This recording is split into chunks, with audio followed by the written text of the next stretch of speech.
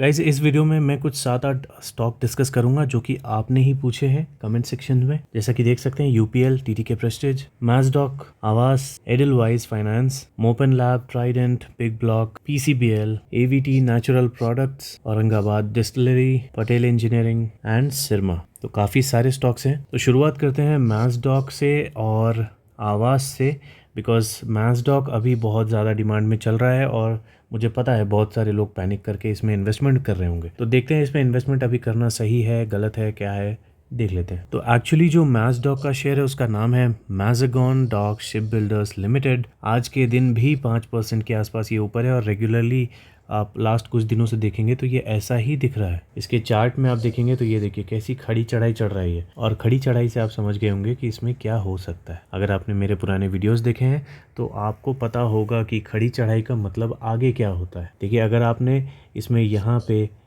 पे अब मान लो ये ब्रेकआउट था, ठीक है, आपने यहाँ पे एंट्री कर लिया तो ये स्टॉक बहुत अच्छा हुआ, आपको अभी भी होल्ड करके रखना चाहिए जब तक ये गिरना शुरू नहीं करता। लेकिन अब इतना बढ़ने के बाद अगर आप इसमें इन्वेस्टमेंट के चांसेस ढूंढ रहे हो तो वो आप पे भारी पड़ सकता है, खास करके तब जब कोई स्टॉक इस तरह से ऊपर भाग रहा हो। स्टॉक करता क्या है, ये कंपनी क्या करती है? ये कंपनी करती है building and repairing of ships. यही इसका मेन काम है, submarine, various type of vessels वगैरह वगैरह।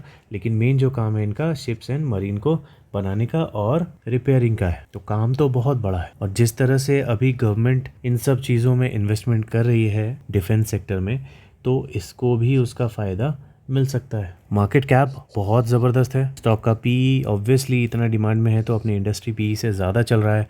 आरओसी, आरओई अभी प्रेजेंट का देखेंगे, 3 साल का देखेंगे तो आपको बहुत अच्छा देखने को मिलेगा। डेट बिल्कुल ना के बराबर या ना ही बोलिए, ठीक है, तो डेट इनके ऊपर बिल्कुल नहीं है। डिविडेंड लगभग 0.5% के आसपास ये दे रही है, और ये जो प्राइस है ये स्प्लिट हो सकता है। प्रमोटर्स की होल्डिंग देखिएगा इस कितनी है, 84.8%। तो अभी ये रिड्यूस भी होना बाकी है, ये 75% इनको करना पड़ेगा, और बाकी का जो स्टेक है वो देखते हैं किसके पास जाता है। तो लॉन्ग टर्म के चार्ट में नो डाउट इसमें कोई मतलब इश्यू नहीं देखने को मिलता। बीच बीच में जो ये फॉल्स के बाद जो लंबा कंसोलिडेशन चलता है तो इसको हम लोग इग्नोर कर सकते हैं, बिकॉज इस टाइम में बहुत सारी कंपनीज फॉल हुई थी लेकिन ये कंसोलिडेट हो रहा था, जो कि इसे स्ट्रांग बनाता है। और ये भी रीज़न हो सकता है कि इसमें लोगों ने इन्वेस्टमेंट पूरा दबा के कर दिया है। अब देखिए, इसको बोलते हैं परफेक्ट ईपीएस का चार्ट। ये ईपीएस जो ये बढ़ते हुए आपको दिख रहे हैं, ये परफेक्ट एग्जांपल है किसी अच्छे स्टॉक को शो करने का, ठीक है।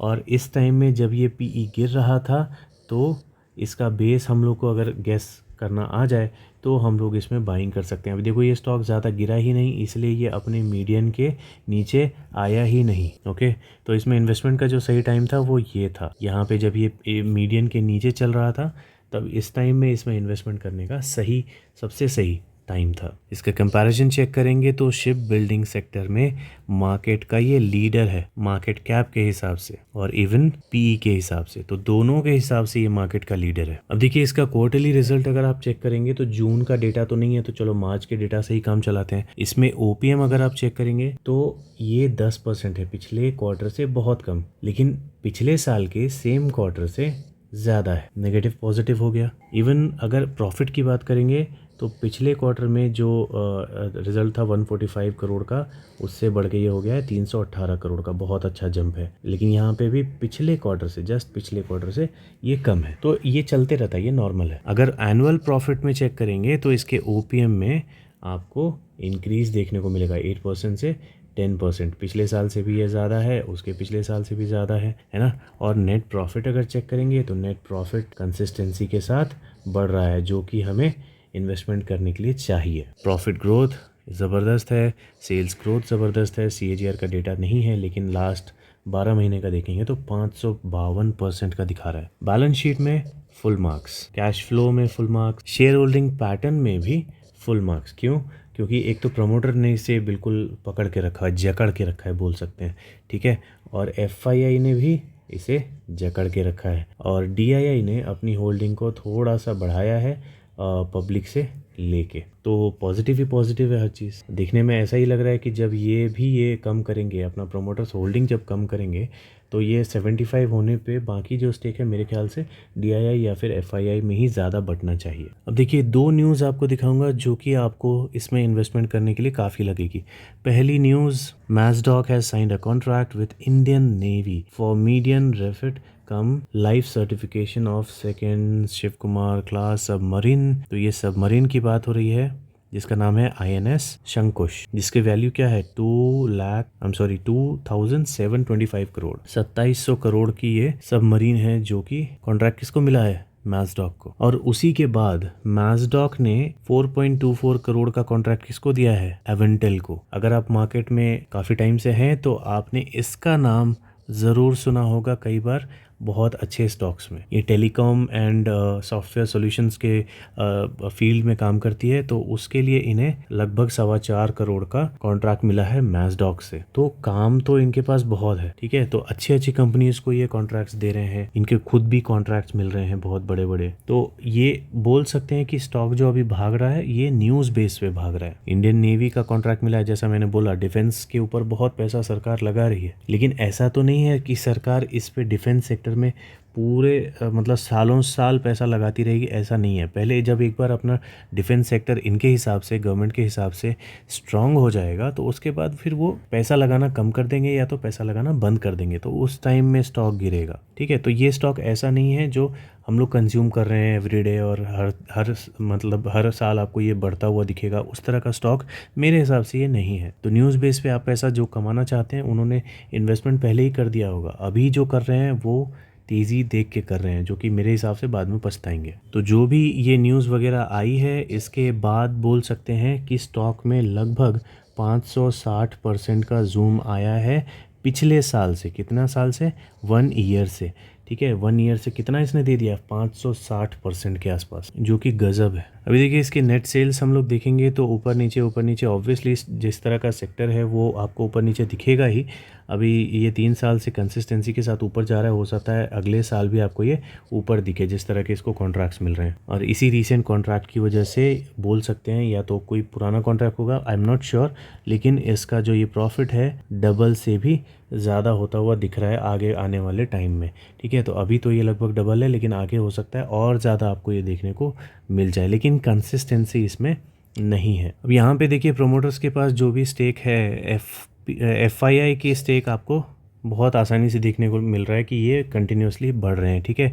DII कम ज़्यादा करती है, लेकिन रिसेंटली इन्होंने भी अपने स्टेक को बढ़ाया ही है। पहले से कंपेयर करेंगे तो कम दिखेगा, लेकिन अभी रिसेंटली लास्ट 3 क्वार्टर से देखेंगे तो आपको बढ़ते हुए दिखेंगे। और म्यूचुअल फंड भी नो डाउट इसमें ऑब्वियसली बाइंग तो करेगी ही, म्यूचुअल फंड तो करती ही है शॉर्ट टर्म के लिए बाय। तो शॉर्ट टर्म न्यूज़ वगैरह के बेस पे अगर कोई स्टॉक चल रहा है इतना, तो उसको लेना बनता भी है। अब देखिए इस तरह के स्टॉक में ना प्रॉफिट बुकिंग जोन कभी काम करता ही नहीं है। जो न्यूज़ बेस पे और इतने बड़े बड़े कॉन्ट्रैक्ट के बेस पे अगर जो स्टॉक भागने लगता है, तो उसमें प्रॉफिट बुकिंग का कोई जोन काम नहीं आता, ठीक है। वो उसका कोई मतलब नहीं बनता। अभी आप 2022 में भी अगर देखेंगे तो इसका जो प्रॉफिट बुकिंग का जोन जो बन रहा था वो 400 रुपये के आसपास था, लेकिन स्टॉक देखिए 2022 में भागा कहाँ तक, लगभग 900 के ऊपर चला गया था, ठीक है, 900 के पास आ गया था। तो जो इसका प्रॉफिट बुकिंग का जोन था उसके डबल से भी ऊपर चला गया था। वही सेम अभी भी देखने को मिल रहा है। अभी जो इसका प्रॉफिट बुकिंग का जोन है वो लगभग यहाँ कहीं पे था, आप बोल सकते हैं 1350 या 1360 रुपये के आसपास इसका प्रॉफिट बुकिंग का जोन था, लेकिन ऑलरेडी ये वहाँ से बहुत ऊपर जा चुका है। तो अगर पिछले साल का रेफरेंस लेते हैं तो 400 रुपये का था, यहाँ पे था, वहाँ से इतना और भागा। तो उस हिसाब से देखा जाए तो यहाँ से तो इसमें अभी बहुत ज़्यादा ऊपर जाना बाकी है, क्योंकि इसको जो कॉन्ट्रैक्ट्स वगैरह मिले हैं वो तो अभी मिले हैं। ये तो कोई डाउट नहीं है कि ये जो पहले से भाग रहा है ये पहले से इनसाइडर्स की वजह से भाग रहा है, क्योंकि उनको तो पहले से मालूम था कि इसमें क्या हो रहा है ना। उनके डील्स वगैरह पहले से बात चल रही थी, तो उनको पता था कि मार्केट में स्टॉक भागेगा ही, तो वो अपने स्टेक्स वगैरह पहले ही बढ़ा रहे थे, जिसकी वजह से इसमें बाइंग देखने को मिल ही रही थी। लेकिन मैं बात कर रहा हूँ प्रॉफिट बुकिंग की। अगर आप इसे होल्ड कर रहे हैं तो इसे बेचने का अभी फिलहाल कोई मतलब नहीं बनता। आप होल्ड करके रखेंगे वो आपके लिए ज़्यादा फायदेमंद होगा। ये कितना ऊपर जाएगा इसका कोई अभी फिलहाल लिमिट नहीं है। हाँ, अगर आप एंट्री के बारे में सोच रहे हैं तब बॉस आप देखो बहुत बड़े रिस्क में आप एंट्री करोगे। आप अगर एंट्री करोगे तो ये पूरा आपका रिस्क होगा, और कब इसे बेचना है कब नहीं बेचना आपको इसे डेली देखना पड़ेगा, डेली इसकी न्यूज़ देखनी पड़ेगी, बहुत अच्छे से फॉलोअप करना पड़ेगा।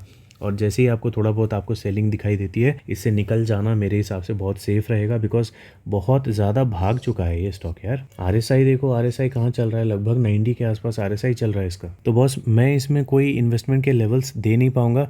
अगर मुझे इसमें इन्वेस्टमेंट करना है तो मैं 650 के ऊपर मैं इसमें एंट्री नहीं कर पाऊँगा, ठीक है। अगर ये गिरते गिरते 650 तक आता है, जो कि मुझे नहीं लगता कि आएगा, लेकिन अगर ये 650 रुपये तक आता है, जो कि ये बेस है, तो मैं इसमें इन्वेस्टमेंट के बारे में सोच सकता हूँ, अगर ये यहाँ से पलटता हुआ मुझे दिखे तो। लेकिन मुझे लगता है कि जितना इसमें लोगों ने पैसा लगा रखा है, अगर ये यहाँ तक गिरने लगा ना, तो लोग इसको इससे भी ज़्यादा गिरा देंगे, ठीक है। तो खैर वो फ्यूचर की बात है, वो बाद में देखेंगे।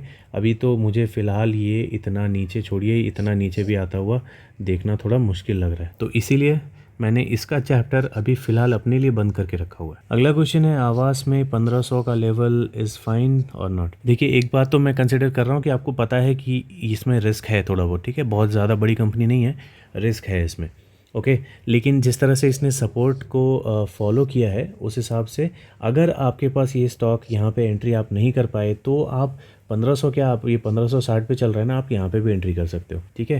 क्योंकि ऊपर जाने का स्कोप जो है ना, इसमें बहुत ज़्यादा वाइड ओपन है, बहुत ज़्यादा ओपन स्पेस है ऊपर, ओके। तो इसमें एंट्री करने के लिए 1500, 1550 आप कुछ भी मान के चल सकते हो। अब ये यहाँ से गिरेगा नहीं गिरेगा इसकी कोई गारंटी नहीं है।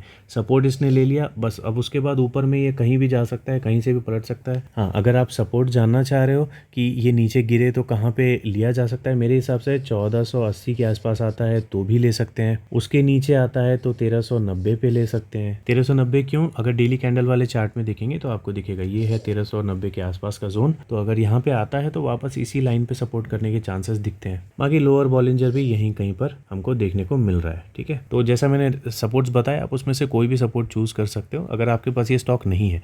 लेकिन अगर आपने बेस पे ले लिया है तब इसमें इतनी जल्दी कोई एवरेजिंग करने की जरूरत नहीं है। अब चेक कर लेते हैं यूपीएल एंड टीटीके प्रेस्टीज को। यूपीएल में अभी रिसेंटली एक मंथली लेवल हिट हुआ था, तो ये देखना ज़्यादा इंपॉर्टेंट है। देखिए मैं जल्दी से बताऊंगा कि यूपीएल में मेरा थॉट क्या है, मैं इसमें क्या कर रहा हूँ। एक तो चीज़ आपको दिख रही है कि ये लॉन्ग टर्म में ऊपर जाता है, ठीक है, और अपने सेक्टर में वन ऑफ द लीडर है। तो लीडर स्टॉक में क्या होता है ना, आपको बिल्कुल तबाही वाली तेज़ी नहीं मिलती है, ओके। उसमें आपको बॉटम में लेना रहता है और आपको लॉन्ग टर्म में ठीक ठाक आपको मतलब रिटर्न कमा के ये दे देते हैं। तो वैसा ही स्टॉक यूपीएल भी है, ये बात आपको जानना ज़रूरी है। तो इसमें बेसिकली बॉटम बॉटम बॉटम वगैरह में इन्वेस्टमेंट करना ही ज़्यादा ठीक रहता है। तो अब मेरा थॉट इसमें ये है कि जुलाई मंथ का जो इन्वेस्टमेंट लेवल था इसमें, ये अभी फ़िलहाल उससे थोड़ा सा नीचे चल रहा है। यहाँ पे कहीं पे था, इससे थोड़ा सा ये नीचे चल रहा है। तो मेरे पास ये स्टॉक नहीं था, इसीलिए मैंने इसमें बहुत ही थोड़े से क्वांटिटीज़ लिए हैं, ओके। बहुत थोड़े से क्वांटिटीज़ ये सोच के लिए हैं कि अगर यहाँ से पलटता है,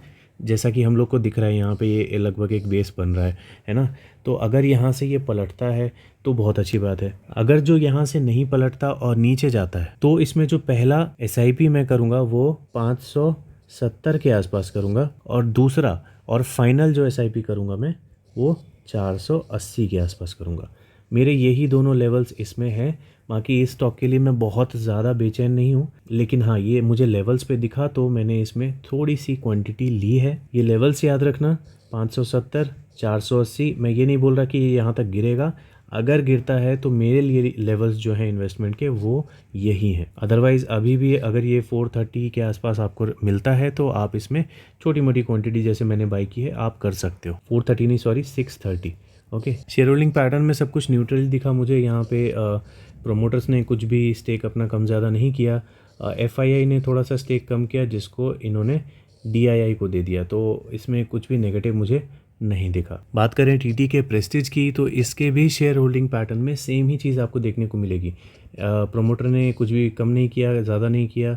FII ने थोड़ा बहुत कम किया, जो कि शेयर हो गया किसमें, DII में थोड़ा सा आया और थोड़ा सा पब्लिक में भी आया है, ओके। तो ये भी लगभग न्यूट्रल होता हुआ दिख रहा है। तो इसके चार्ट में चलते हैं। अब देखिए मेरे पास भी TTK प्रेस्टीज का कुछ स्टॉक है जो कि मैंने यहाँ कहीं पे लिया था। इसकी वजह से मैं इसे यहाँ पे फॉलो नहीं कर रहा था, लेकिन अगर आपको डिटेल्ड वीडियो चाहिए इसका तो हमारे चैनल पे है, ठीक है। टीटी के प्रेस्टीज का डेडिकेटेड वीडियो हमारे चैनल पे अवेलेबल है, आप वो जाके देख सकते हो। लेकिन इन शॉर्ट अगर आपको जानना है तो इसका जो इन्वेस्टमेंट लेवल था वो मई जून में अराउंड 680 के आसपास था। अगर मेरे पास ये स्टॉक नहीं होता पहले से तो मैं 680 के आसपास में एवरेजिंग करता, लेकिन मैंने टेलीग्राम में बता दिया था इसके बारे में कि ये अपने मंथली लेवल को हिट कर चुका है और यही 680 रुपये ही हमारा ईयरली लेवल भी था, ठीक है। तो दो लेवल्स हमारे एक जगह पे मिल रहे थे, तो ये बहुत श्योर था मेरे लिए कि ये यहाँ से पलटने के चांसेस बहुत ज़्यादा है, ठीक है। तो ये हमारा मंथली लेवल भी था जून का, और ईयरली जो पहला लेवल होता है वो भी यही था, 680 ही था। अभी देखो इसमें ये भी पॉसिबिलिटी है कि अगर जैसे इसके अगर टॉप हम लोग अगर कनेक्ट कर देते हैं ना, तो ये यहाँ से नीचे जाने के भी चांसेस हैं। तो अगर ये यहाँ से वापस नीचे पलटता है तो फिर से वापस से वही 680 या 675 रुपये का आप बोल सकते हो कि एक दोबारा सपोर्ट बन जाएगा। और कहीं जो अगर उससे भी नीचे जाता हुआ मिला तो 560 के आसपास में इसका फाइनल लेवल बनता है, जो कि यहाँ कहीं पे बनेगा या इससे थोड़ा सा ऊपर यहाँ कहीं, ठीक है। तो यही है इसके लेवल्स। अब विपुल पटेल का एडलवाइस फाइनेंस डिस्कस करते हैं। अब देखो सच बताऊं तो मुझे इसका आरओसी और आरओई देख के पहले ही से डिस्कस करने का मन नहीं कर रहा। इवन आप 5 साल का रिटर्न देखोगे तो माइनस में है, और अगर 3 साल का आरओसी ही देखोगे तो नेगेटिव है बॉस। इसका प्रोमोटर्स होल्डिंग भी बहुत ज़्यादा नहीं है, डेट इसके ऊपर बहुत नहीं है, बहुत ज़्यादा है, ठीक है। तो इसको बहुत नहीं बोलते हैं, इसको बहुत ज़्यादा बोलते हैं। तो ये फाइनेंस की कंपनी है, इसी की वजह से इसे हम लोग इग्नोर करेंगे। किसी भी फाइनेंस की कंपनी को पकड़ोगे या किसी भी बैंक को पकड़ोगे तो आपको डेट टू इक्विटी रेशियो जो है वो ज़्यादा ही मिलेगा, क्योंकि ये क्या करते हैं, पैसे देते हैं। तो पैसे देने के लिए क्या करना होता है, पैसा लेना भी होता है ना किसी से, तो पैसे लेके ये पैसे देते हैं ऑब्वियसली। लेकिन बाकी जितनी चीज़ें हैं आरओसी आरओई वगैरह वगैरह मुझे पसंद नहीं आ रहे। इसी की वजह से इसका इंडस्ट्री पी जो है 32 है और इसका पी 13 है, बहुत कम प्राइस है। और जैसे ही हम लोग इसका मैक्सिमम टाइम का चार्ट देखते हैं वैसे ही मालूम चलता है कि ये बेकार है बॉस, ठीक है। तो मैं इसको आगे डिस्कस नहीं करूँगा, ना ही मैं किसी को इसे रिकमेंड करूँगा। अभी देखिए अगर इसके इन्वेस्टर्स पोर्टफोलियो में हम लोग चले जाते हैं तो यहाँ पे हमको कुछ पॉजिटिव दिखता है क्या?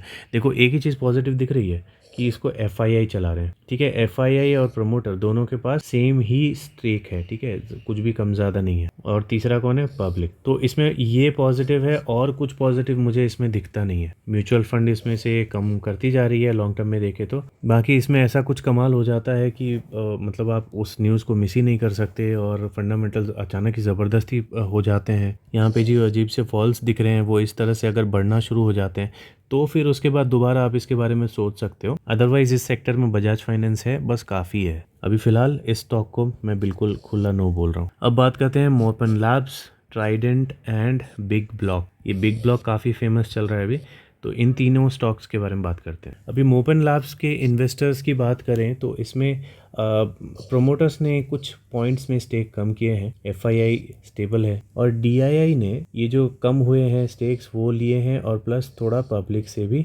लिया है, ओके।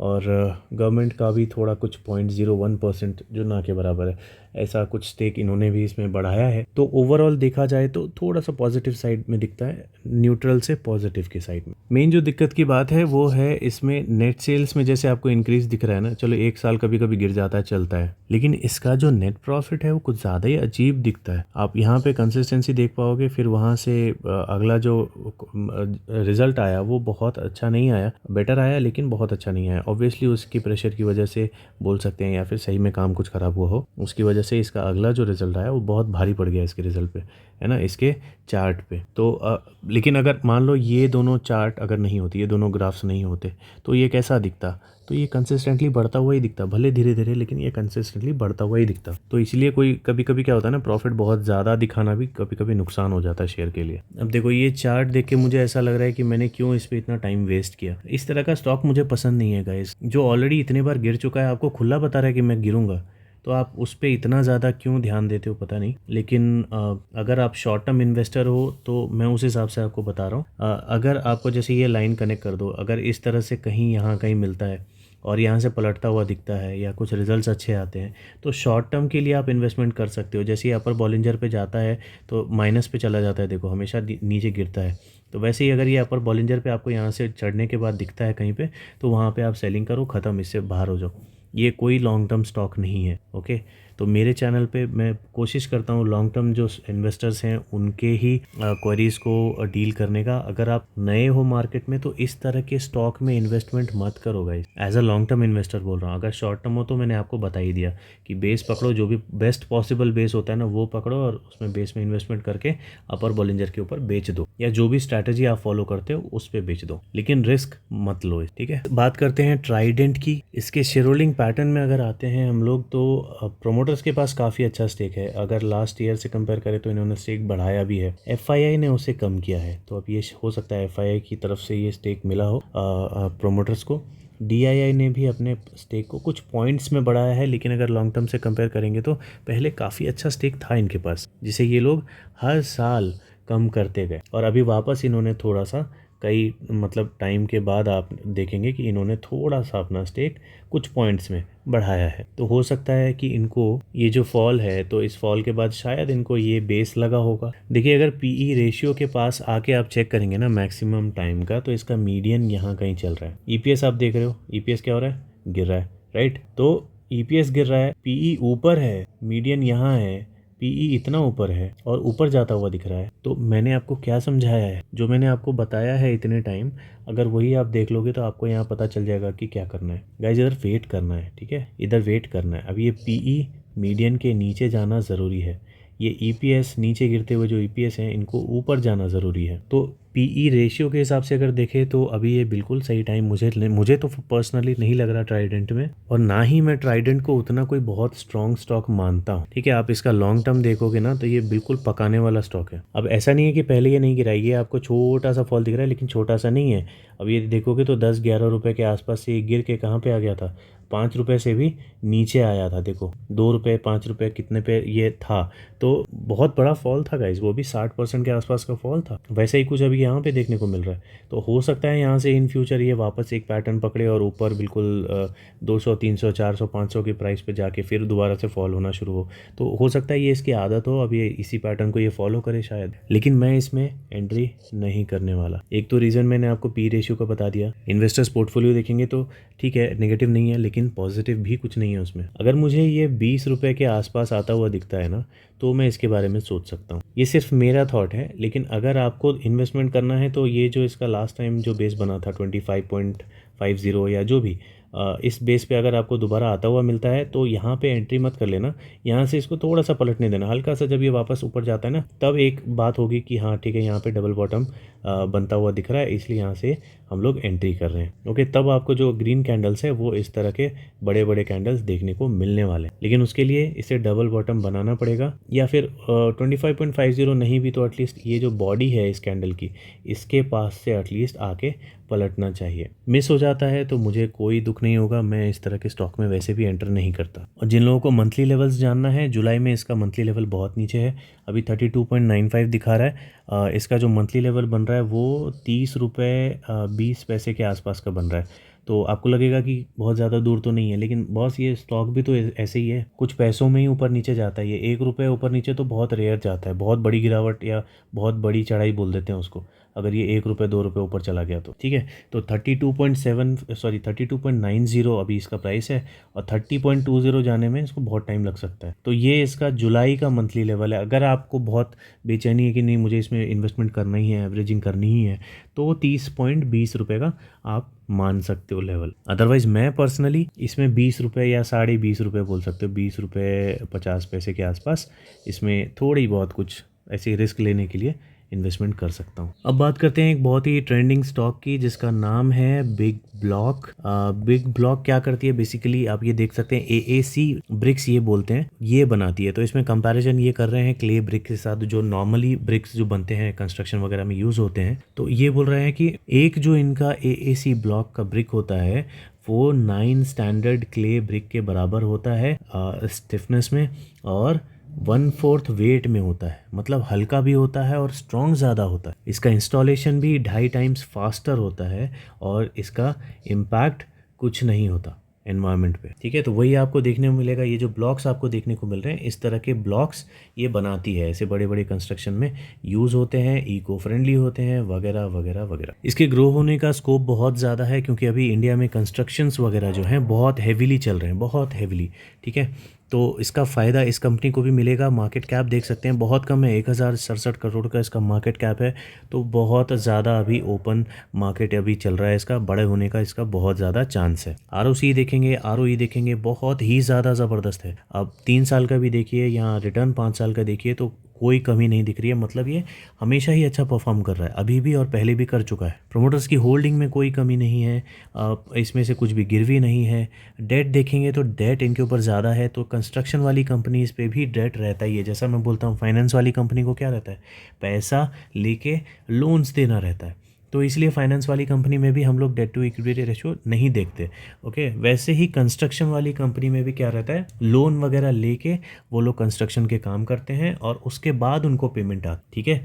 तो इसीलिए इनके ऊपर भी हमेशा लोन्स रहते ही हैं। तो कंस्ट्रक्शन वाली कंपनी में भी लोन को हमें इग्नोर करना है। अब डिविडेंड भी थोड़ा बहुत ये कंपनी दे रही है, जो कि अच्छी बात है, थोड़ा बहुत देती है तो अच्छी है, कोई बात नहीं। अब देखिए, स्टॉक जब से आया है, मैक्सिमम टाइम का चार्ट देखेंगे तो कोविड के मिड से ही इसमें जो तेज़ी दिखी है वो कंसिस्टेंसी के साथ अभी भी चल रही है। पीई रेशियो देखेंगे तो बहुत अच्छा दिख रहा है। देखिए, पहाड़ ऊपर जाते हुए हैं, पीई नीचे आता हुआ है, मीडियन के नीचे अभी ये चल रहा है। परफेक्ट टाइम है इसमें इन्वेस्टमेंट करने का एज़ पर पीई रेशियो। अब इसका ओपीएम देखेंगे तो बहुत ही अच्छे से बढ़ रहा है, पिछले साल से भी कंपेयर करेंगे तो स्टार्टिंग से इस पे जो है काम इसको मिलता ही जा रहा है, बढ़ता ही जा रहा है इसका काम, है ना। और नेट प्रॉफिट देखेंगे तो नेट प्रॉफिट भी माइनस से प्लस में आया, फिर स्टेबल रहा, फिर डबल ट्रिपल छोड़ दो कितना बहुत ज़्यादा हो गया, उसके बाद डबल हो गया, है ना। तो फंडामेंटल्स तो बहुत ही स्ट्रॉन्ग दिख रहेगा इस। बैलेंस शीट ज़बरदस्त है। कैश फ्लो देखेंगे तो कैश फ्लो बढ़ रहा है,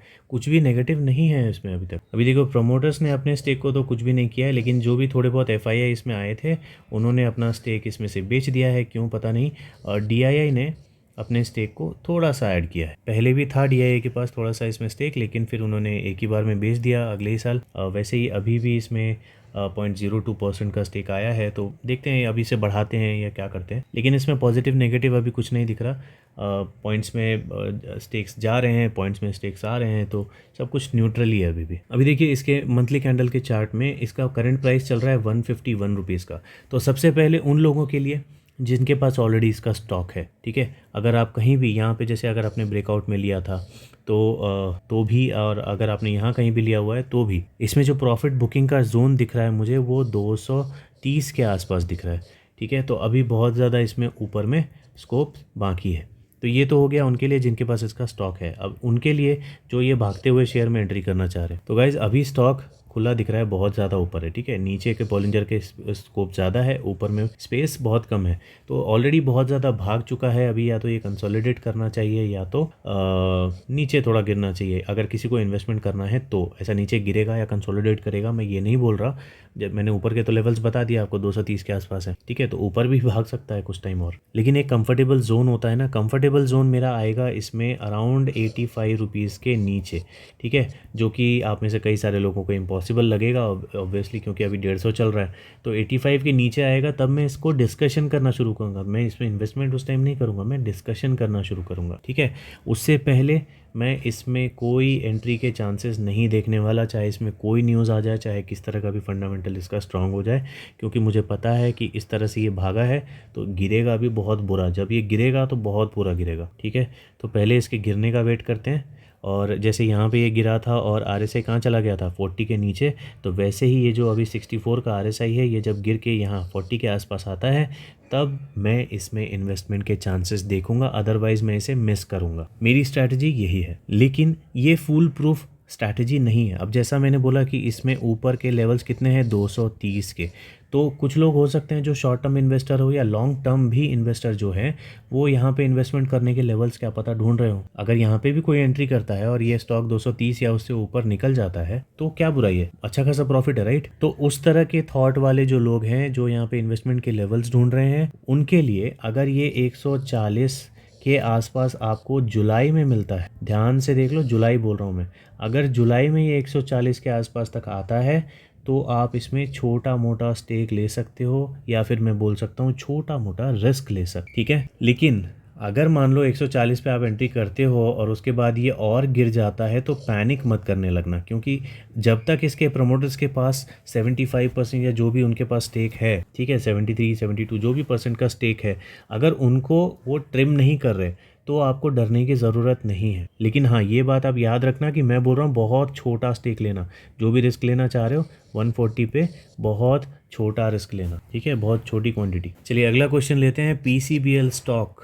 इसमें एंट्री प्राइस इनका 130 है और मोल्ड टेक पैकेजिंग में इनका एंट्री प्राइस 680 है लॉन्ग टर्म के लिए 2025 तक। तो इतना लंबा तो मैं नहीं बता पाऊँगा, लेकिन गुड है या बैड है ये पूछ रहे हैं, तो ये तो मैं ऐसे ही बता सकता हूँ। इस स्टॉक को मैंने भी देखा था। PCBL क्या है ना, अभी अपर बॉलिंजर के आसपास में चल रहा है, ठीक है, लेकिन इसमें जो प्रॉफिट बुकिंग आएगी वो 190 के आसपास आएगी। तो अभी 130 पे आपके पास है। अगर आप शॉर्ट टर्म के लिए रखना चाहते हो, जो कि रखना चाहिए, PCBL ऐसा कोई बहुत अच्छा स्टॉक नहीं है, क्योंकि ये गिरता भी है, गिरने की हिस्ट्री भी है इसकी। 2018 में जो गिरना शुरू हुआ था तो ये 2020 में ही ऊपर भागा है, जब सारी कंपनीज कोविड के प्रेशर की वजह से ऊपर भागी थी ना, तो उसके बाद ये भी उसके साथ साथ भागा था। तो कब गिर जाए इसका कोई पता नहीं। अभी जिस प्राइस पे ये चल रहा है ना, 159 या 160 पे चल रहा है, तो इस लेवल पे इसका क्या है, रेसिस्टेंस है। तो रेसिस्टेंस से ये अभी थोड़ा प्रेशर नीचे की तरफ दिखा रहा है। आपको प्रॉफिट बुक करना है, आप बुक कर सकते हो, ठीक है, या फिर आपने जो पैसे इसमें लगाए हैं एटलीस्ट वो निकालना है तो आप निकाल सकते हो, थोड़ा बहुत प्रॉफिट निकालना है तो वो भी निकाल सकते हो, क्योंकि ये कोई छुपी हुई बात नहीं है। 150-60 के आसपास से ये पिछले साल जब 2018 में गिरना शुरू हुआ था ना, तो 2018 में भी इसी लेवल से गिरना शुरू हुआ था। तो यहाँ पे सेलर्स उस टाइम थे, अब है या नहीं ये श्योर नहीं है, लेकिन थोड़ा बहुत प्रेशर देखने को मिल रहा है। ये देखो यहाँ पे ये साफ दिखा रहा है, ये ऊपर का जो विक है ये आपको साफ दिखा रहा है कि इसमें सेलिंग हो रही है, ठीक है, ऊपर जाने नहीं दिया गया इसको। और ये कहाँ से पलट रहा है, अभी कहाँ पर है, ये जो टॉप था 2018 का, 17 का, 18 का जो भी, तो इस टाइम पे ही ये अभी चल रहा है ना। तो इसको तोड़ना बहुत ज़रूरी है। या तो ऊपर में एक अच्छा कैंडल बनाओ, या तो नीचे से ही एक कैंडल बनाओ जिसका ज़्यादा बॉडी क्या हो, ऊपर हो, तब आपको लगेगा कि हाँ इसमें ब्रेकआउट हुआ है। तो अभी ना सेलिंग की टाइम है, अभी ना बाइंग का टाइम है, बाइंग का तो है ही नहीं। तो सेलिंग अभी नहीं करोगे तो आप देखना पड़ेगा। अगर आपको लॉन्ग में, मतलब जो मैंने ऊपर का टारगेट दिया ना आपको कि 190 तक भी जा सकता है, तो 190 तक तो लगभग समझ लो 180 के आसपास जा के वापस आने की कोशिश कर ही रहा है। तो प्रॉफिट बुकिंग वाले जोन से थोड़ा पहले से ही इसमें प्रॉफिट बुकिंग दिख रही है, ठीक है, लोग डर से इसमें बुकिंग कर ही रहे हैं। तो आपको करना है तो आप कर सकते हो। उतना कोई अच्छा स्टॉक नहीं, आप देख रहे हो ये बार बार फॉल करता ही है, ठीक है, हर बार फॉल करता है। तो आपको लॉन्ग टर्म में इससे अच्छे स्टॉक्स दूसरे बहुत सारे मार्केट में उसमें लगाओगे तो ज़्यादा अच्छा पैसा मिल जाएगा, ठीक है। तो ये कॉल आपकी है, आपको इसको बेचना है तो रीज़न मैंने आपको दे दिया। अदरवाइज बिल्कुल वेट करना चाहते हो तो एक अच्छे कैंडल का वेट करो, है ना। रही बात मोल्टेक पैकेजिंग की, तो ये one of the best stock है गाइस। आपके पास अगर 680 में ना, बिल्कुल रखो, बिंदास रखो इसको, ठीक है। मेरे हिसाब से 1300 के आसपास में आपको इसमें थोड़ा सा प्रेशर देखने को मिल सकता है। तो तब तक आपका पैसा क्या हो जाएगा, 2x हो जाएगा ना, डबल हो जाएगा। तो 1300 के आसपास तक तो बिल्कुल टेंशन लेने वाली कोई बात नहीं है। कंपनी का काम भी बहुत अच्छा है, क्लाइंट्स भी बहुत अच्छे हैं, बिल्कुल टेंशन फ्री होके इसको आप स्टॉक में मतलब अपने होल्डिंग्स में रख सकते हो। एंट्री के लिए अभी रिकमेंडेड नहीं है, अभी बहुत ज़्यादा ऊपर है। एंट्री के लिए रिकमेंडेड तब होगा जब ये अराउंड 880 के आसपास आएगा ना, तब इसको डिस्कशन कर सकते हैं हम लोग। अभी फ़िलहाल 1044 रुपये के आसपास चल रहा है ना, 1044 चल रहा है, तो चलने दो इसको, कोई बात नहीं। ये 1300 तक बिना टेंशन के चलता रहेगा। वहाँ पे थोड़ी बहुत प्रॉफिट बुकिंग होगी, उसके बाद फिर वापस ये ऊपर चलना शुरू होना चाहिए, ठीक है, depending on the fundamentals and all. But client इसके बहुत स्ट्रॉन्ग है। मोल्टेक पैकेज की बात कर रहा हूँ मैं। पुष्कर को एक अच्छा स्टॉक मिला है, AVT नेचुरल प्रोडक्ट्स, और प्लस ये औरंगाबाद डिस्टिलरी में मेरी पोजीशन मैंने नहीं ली है। औरंगाबाद डिस्टिलरी में मेरी कोई पोजीशन नहीं है, लेकिन ठीक है, मैं डिस्कस इसे कर दूंगा इसमें। तो AVT natural no doubt sales के मुकाबले में अच्छा दिख रहा है। इवन अगर नेट प्रॉफिट भी देखेंगे तो डिसेंटली ऊपर जाता हुआ दिख रहा है। पहले कुछ टाइम में फॉल था, लेकिन अभी रिसेंटली ऊपर जाता हुआ दिख रहा है, अच्छी बात है। तो AVT नेचुरल एक्चुअली करती क्या है, AVT नेचुरल मैन्युफैक्चरर है प्लांट बेस्ड फ्लेवर्स का और प्लांट बेस्ड ही कलर्स का, ठीक है। तो इसका ये मेन बिजनेस है, फ्लेवर्स एंड कलर्स फूड में, ओके। तो आज के दिन भी देखेंगे तो 0.76% ऊपर है। सेल्स एंड प्रॉफिट तो देख ही लिया हमने। ROC ROE भी अच्छा है, इवन 5 साल का रिटर्न अच्छा है। 3 साल का आरओसी अच्छा है, प्रोमोटर्स होल्डिंग अच्छी है, स्टॉक का पी अभी अपने इंडस्ट्रियल पी से बहुत कम दिख रहा है, जो कि अच्छी बात हो सकती है। हाँ, पीई रेशियो में देखने से ये ईपीएस बढ़ता हुआ दिख रहा है। यहाँ लास्ट में कुछ 2-3 क्वार्टर से कम हुआ है, लेकिन पीई जो है अपने मीडियन के पास में चल रहा है, तो इसके हिसाब से ये इन्वेस्टमेंट का सही टाइम हो सकता है। ओपीएम देखेंगे तो ईयरली बढ़ा है अभी रिसेंटली, और नेट प्रॉफिट चेक करेंगे तो ये भी कंसिस्टेंसी के साथ बढ़ रहा है। बैलेंस शीट में थोड़ा कमज़ोर दिख रहा है, कैश फ्लो में थोड़ा कमज़ोर दिख रहा है। शेयर होल्डिंग पैटर्न चेक करेंगे तो इसमें प्रोमोटर्स ने अपना स्टेक कुछ भी कम करने का मन बना लिया है, और प्रोमोटर्स ने अपना कुछ भी स्टेक कम नहीं किया।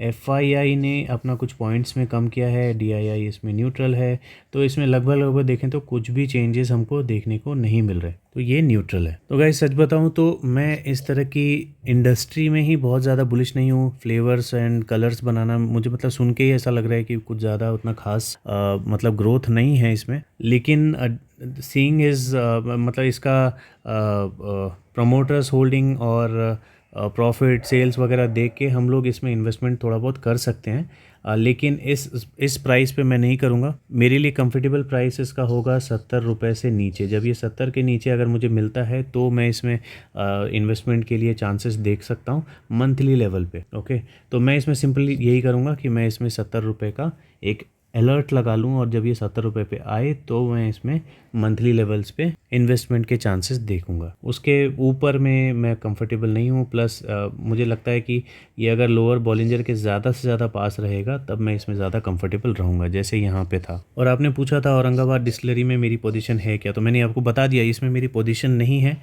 लेकिन अगर आप एंट्री लेना चाह रहे हैं तो ये सही टाइम नहीं है। ठीक है, ये जो 207-8 रुपये का जो लेवल है ये प्रॉफिट बुकिंग का लेवल है, तो वहीं पे अभी स्टॉक चल रहा है। हो सकता है यहाँ से ऊपर चला जाए तो चला जाए किसी वजह से, लेकिन लेवल ये प्रॉफिट बुकिंग का मुझे शो हो रहा है। तो इसमें इन्वेस्टमेंट मैं 110 रुपये के आसपास में अगर कभी इन फ्यूचर मिलता है तो मैं डिसाइड कर सकता हूँ, अदरवाइज़ मैं इसमें अभी बिल्कुल इन्वेस्टमेंट के प्लान्स नहीं कर रहा। अब विपुल ही पूछ रहे हैं कि पटेल इंजीनियरिंग इन्होंने 19 रुपये पे लिया 200 शेयर, तो 100 रुपये तक का टारगेट है, 1 साल में होगा क्या? भाई ये ऐसा स्टॉक है जिसमें कोई कुछ नहीं बता सकता। अभी आप इसमें 45 रुपीज़ पे चल रहे हो ना, बहुत अच्छा प्रॉफिट है अभी ऑलरेडी आपके पास। ठीक है, डबल से ज़्यादा का प्रॉफिट है आपके पास, तो आपने इसे बाय क्यों किया पहले आप वो डिसाइड करो। ठीक है, वो न्यूज़ क्या थी या वो रीज़न क्या था जिसे बाय करने का, तो वो रीज़न अभी एग्जिस्ट करता है क्या? अगर करता है तो इसे होल्ड करके रखो, और अगर नहीं करता तो मैं आपको बता देता हूँ 35 रुपीज़ ही इसका प्रॉफिट बुकिंग का जोन था, वहाँ से बहुत ऊपर ये जा चुका है।